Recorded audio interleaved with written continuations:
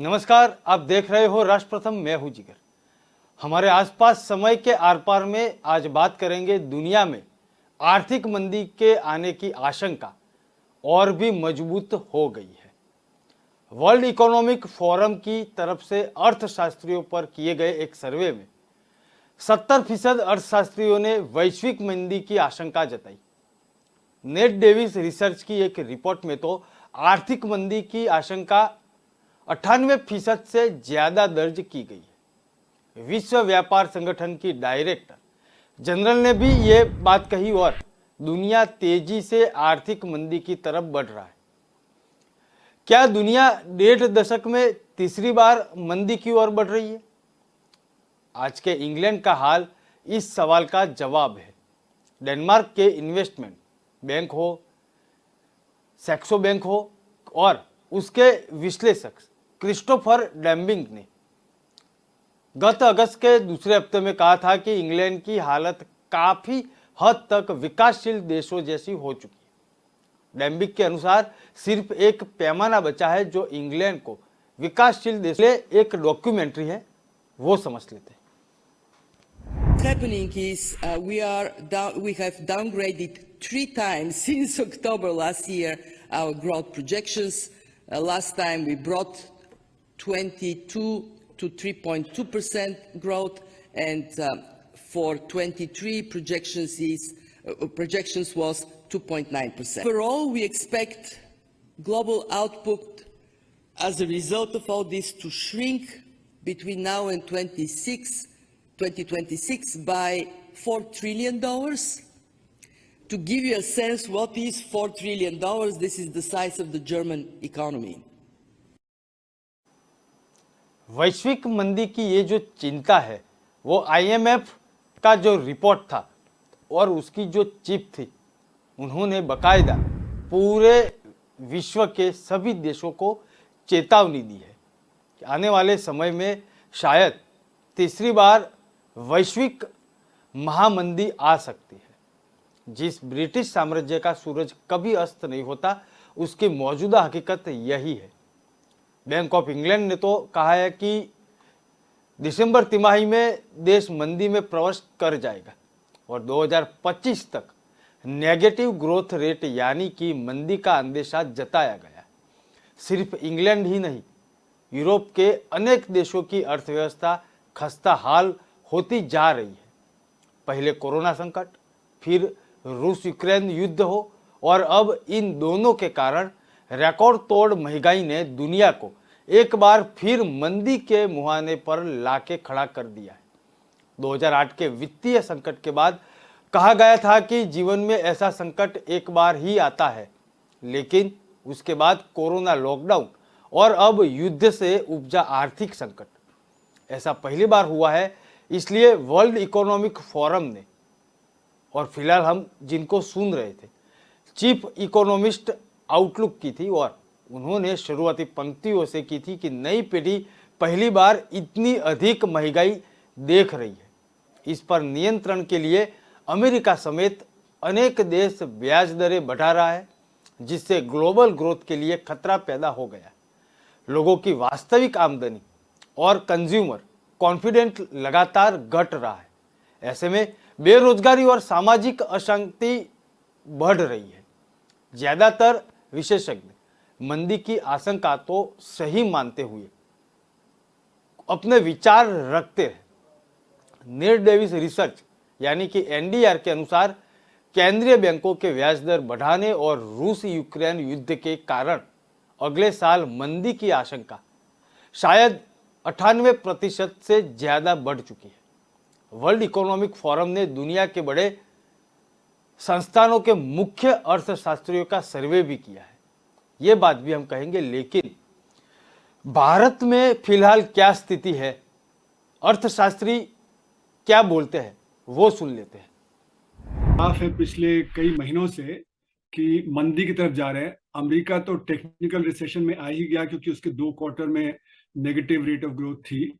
UK भी कह रहा है कि वहां पे नेगेटिव रेट ऑफ ग्रोथ हो गया है, तो इसलिए बड़ा तबका तो नेगेटिव रेट ऑफ ग्रोथ में है ही। तो रिसेशन तो आएगा। लेकिन आईएमएफ हरदम जिसको कहते हैं बिहाइंड द कर्व होता है, यानी कि 2007-8 के क्राइसिस में भी जब रिसेशन आ गया था तब भी आईएमएफ कह रहा था कि 1.7% की ग्रोथ होगी। तो वो तो जब जब लेहमा ब्रदर्स हुआ तो तब उन्होंने कहना शुरू हुआ कि अब रिसेशन आ गया है। तो होता क्या है कि इंटरनेशनल फाइनेंशियल एजेंसीज अगर कह दें कि रिसेशन आ गया है तो स्टॉक मार्केट वगैरह गिर जाएगा, फाइनेंशियल मार्केट में उथल पुथल होगी, इसलिए वो धीरे धीरे कहते हैं, वो एकदम से नहीं कहते। पर मेरा मानना है कि रिसेशन तो आ ही गया है, जिस प्रकार से दुनिया की अर्थव्यवस्थाओं पे असर पड़ा है।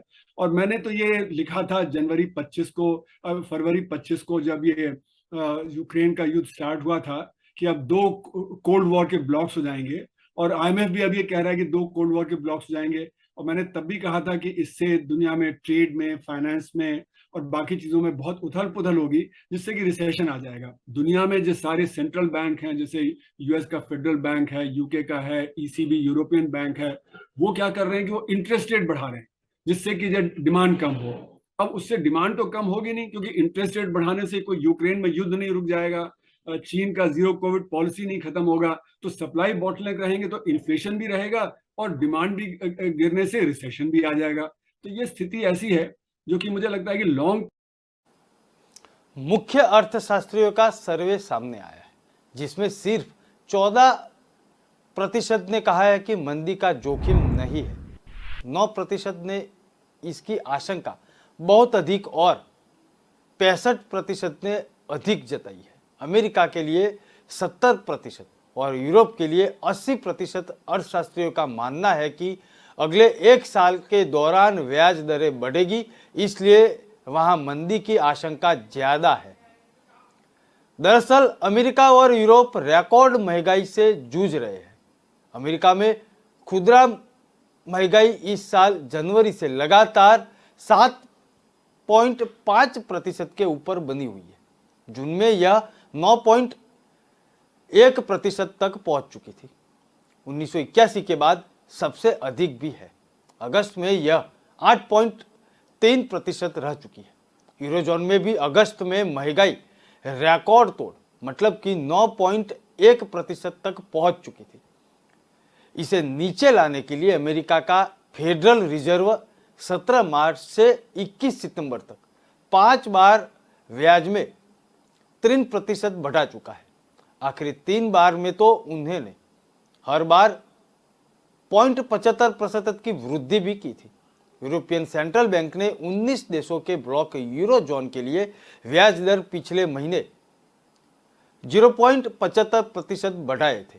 इसके पहले जुलाई में 0.5% बढ़ाई गई थी। इंग्लैंड यूरोजोन से बाहर है, वहां अक्टूबर में महंगाई 13% को पार करने का अंदेशा है।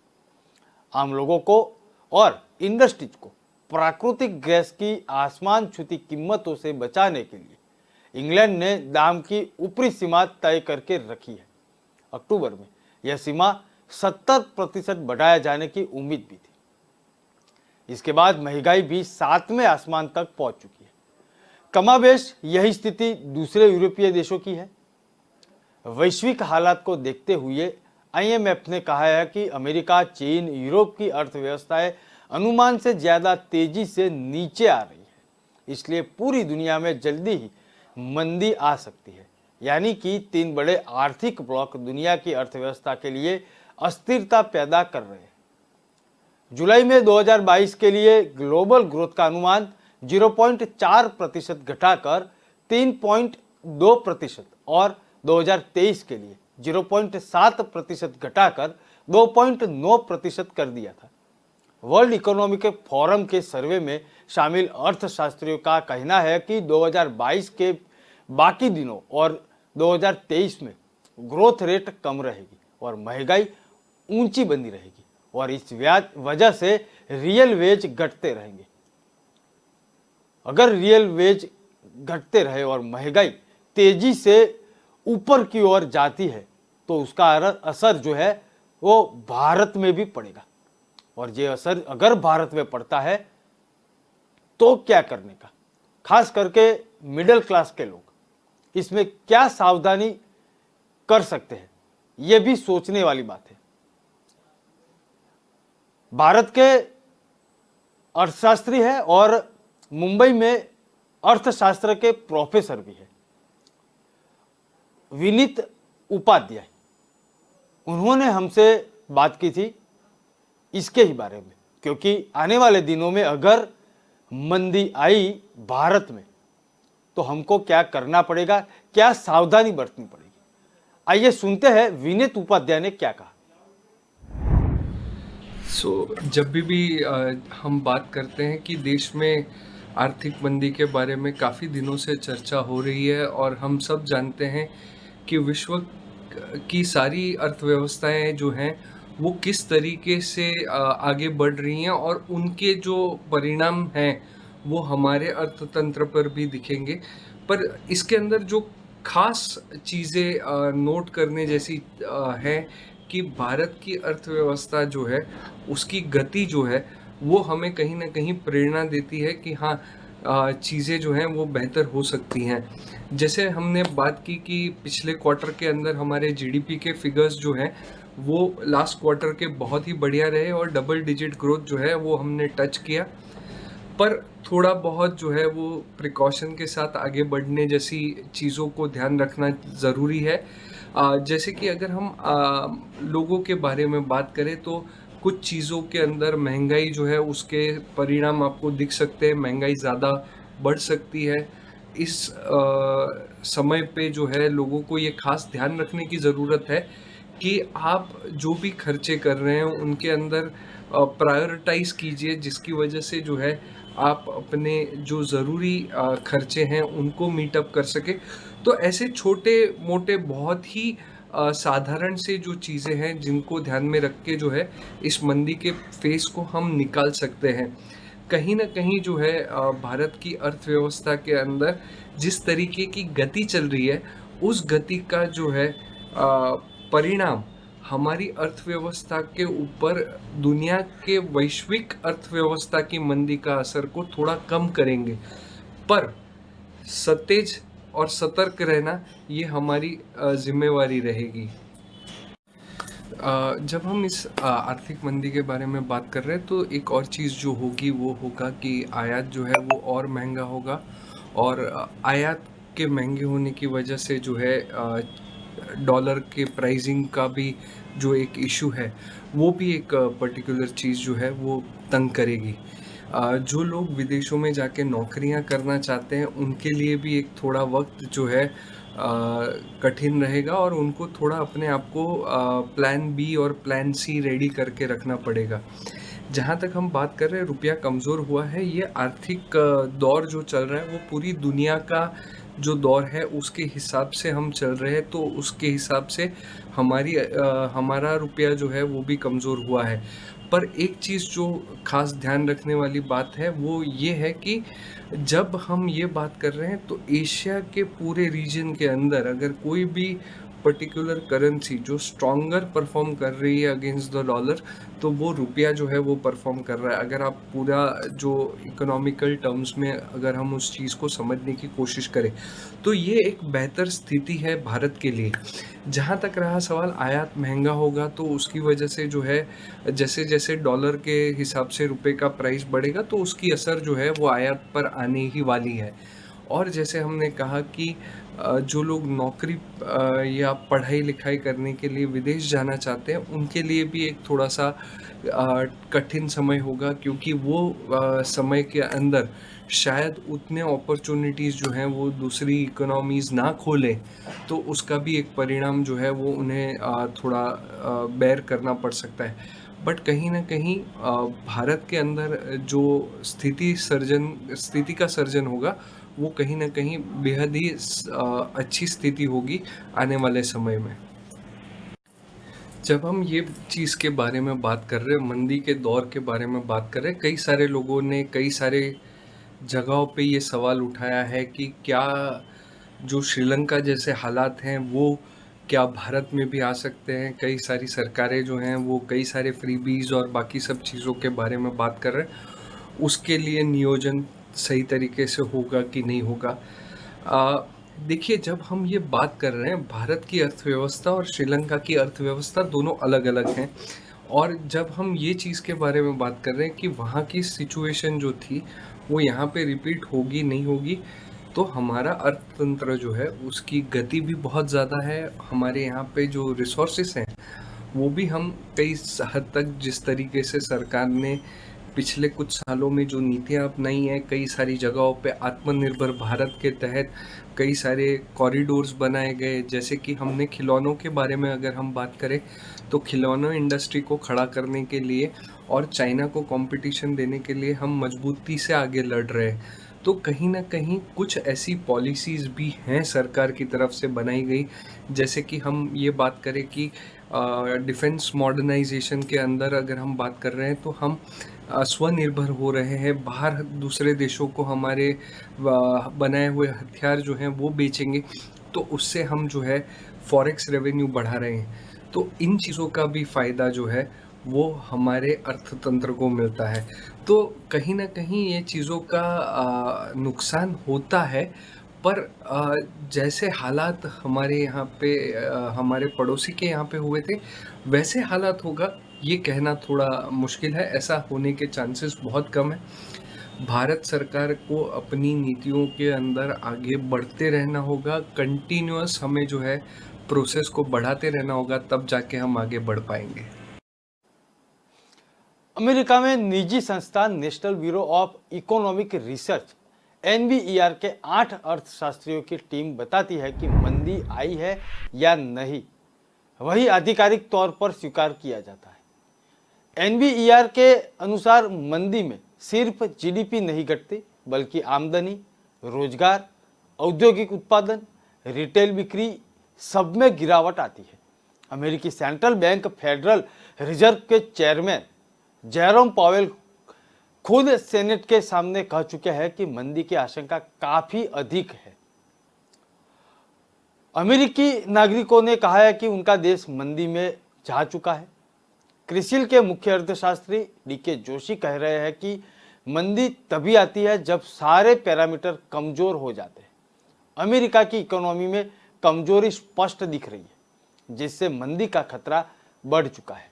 एक तथ्य यह भी है कि इससे पहले 10 ऐसे मौके पर जब लगातार 2/3 अमेरिका की ग्रोथ रेट नेगेटिव हो रही थी, तब हर बार वहां मंदी आई है। इसके साथ एक अपवाद यह भी है कि पिछले 7 ऐसे मौकों पर हर बार बड़ी संख्या में नौकरियां भी गई है, जबकि इस बार अभी तक ऐसा नहीं हुआ है। जुलाई में अमेरिका में बेरोजगारी दर 3.5% थी, जो 50 साल में सबसे कम थी। हालांकि अगस्त में यह बढ़कर 3.7% हो चुकी है।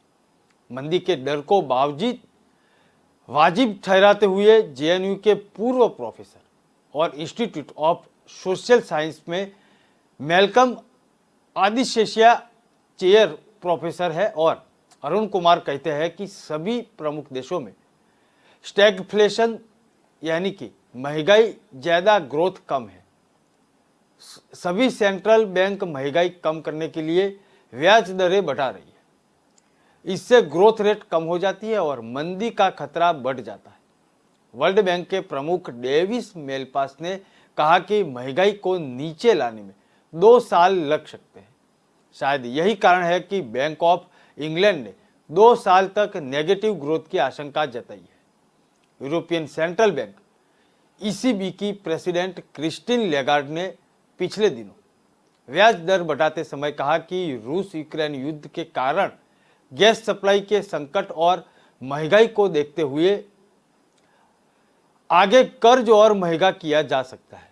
ECB का आंकलन है कि 2022 में औसत महंगाई 8.1% और 2023 में 5.5% रहेगी। लेगार्ड के अनुसार 2023 में यूरोप की ग्रोथ रेट 0.9% माइनस रह सकती है। एक्सिस और भारत में क्या स्थिति है, यहाँ के अर्थशास्त्री भी क्या बोलते हैं, वो भी जानना चाहिए। आइए सुनते हैं। संघर्ष तो पहले से ही गिरावट पे है। जैसे कि अभी खबर आई थी कि तिरपुर में 40% यूनिट्स बंद हो गए हैं अच्छा, वो हमारे जो डेटा है उसमें आता नहीं, तो इसलिए मेरा मानना है कि ऑलरेडी हमारी अर्थव्यवस्था 1% उससे कम पे चल रही है।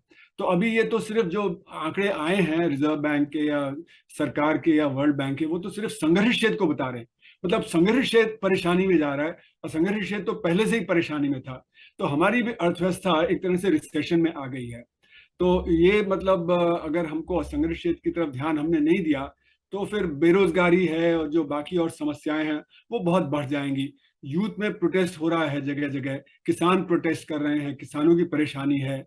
तो ये परेशानी और ज्यादा बढ़ जाएगी अर्थव्यवस्था की, जबकि संघर्ष क्षेत्र भी जो है इसकी चपेट में आएगा, जो दिख रहा है। अब संघर्ष क्षेत्र में जो 6% लोग काम करते हैं उनको डीए न्यूट्रलाइजेशन मिलता है, उनको साल में कुछ तनख्वाह बढ़ जाती है, लेकिन असंगठित क्षेत्र वालों की ताकत नहीं है कि वो बार्गेन कर सकें, तो उनके ऊपर सबसे ज्यादा असर पड़ता है। और जब वहां पे असर पड़ेगा तो डिमांड पे असर पड़ेगा, डिमांड पे असर पड़ेगा तो फिर हमारा रेट ऑफ ग्रोथ और ज्यादा गिर जाएगा। तो एक तो असंगठित क्षेत्र का रेट ऑफ ग्रोथ गिर रहा है, दूसरा संगठित क्षेत्र का भी रेट ऑफ ग्रोथ गिर रहा है। तो एक तरफ ग्रोथ गिर रहा है, दूसरी तरफ जो नौकरियां हैं वो कम हो रही हैं, लोगों की परचेजिंग पावर कम हो रही है क्योंकि इन्फ्लेशन तेज हो रहा है। तो ये सारा मिला के एक बड़ी भयंकर स्थिति है। लेकिन जो रिसेशन है उसमें डिमांड कम हो जाती है, तो उससे इन्फ्लेशन तो शायद कम हो जाए। ऐसा लग रहा है कि इन्फ्लेशन रेट कम हो जाए, जैसे कि कच्चे तेल के दाम हैं वो जो है $120 से करीब $85 तक पहुंच गए थे। लेकिन अभी सरकार क्लियर नहीं है, क्योंकि अभी भी ओपेक प्लस ने अभी कल ही अनाउंस किया कि वो प्रोडक्शन अपना काट देगी, उससे फिर तेल के दाम बढ़ सकते हैं। तो ये एक स्थिति है जहां पे कि कुछ चीजें बढ़ रही हैं, कुछ गिर रही हैं। लेकिन ओवरऑल क्या है कि जो रिसेशन आएगा उसमें देश की परेशानी बढ़ेगी और गरीब आदमी की परेशानी बढ़ेगी। दाम कम होंगे, लेकिन जब रोजगार नहीं होगा तो आमदनी नहीं होगी, तो उसकी परेशानी और भारत में भी महंगाई तेज है। थोक महंगाई 1.5 साल से 10% से ऊपर है। महंगाई के लिए रिजर्व बैंक ने अधिकतम 6% की सीमा तय कर रखी है, लेकिन जनवरी 2022 से यह इसके ऊपर भी है। अप्रैल में यह 7.80% पर पहुंच चुकी थी। आरबीआई ने जारी मौद्रिक नीति समीक्षा में वित्त वर्ष 2022-23 में खुदरा महंगाई 6.7% रहने का अनुमान जताया है। इसे नियंत्रित करने के लिए वह मई से 4 बार रेपो रेट में बढ़ाव कर चुका है और 1.9% बढ़ चुका है। इससे ब्याज दर आगे आए और बढ़ने के भी संकेत दिए हुए हैं। इससे घरेलू मांग प्रभावित होने का खतरा भी बढ़ता है। आईएमएफ के ग्लोबल ग्रोथ रेट का अनुमान 2021 के 6.1% के मुकाबले 2022 में घटाकर 3.2% किया था। तो उसने अमेरिका और चीन के साथ भारत का इकोनॉमिक आउटलुक भी डाउन ग्रोथ कर दिया।